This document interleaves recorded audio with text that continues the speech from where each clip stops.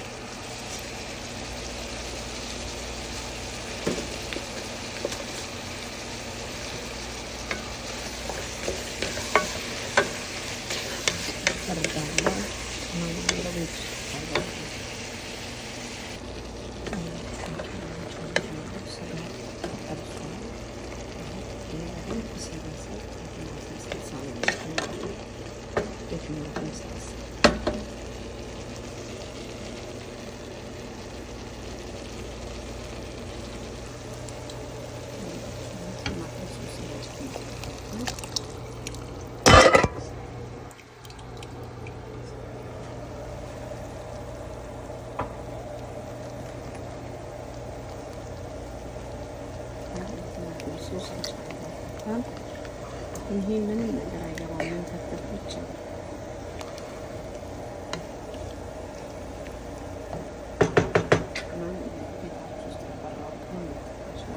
ማጅን ጨምር ስላላችሁ ከምን ጨምር ስላላችሁ መሰላ ጨምር ስላላችሁ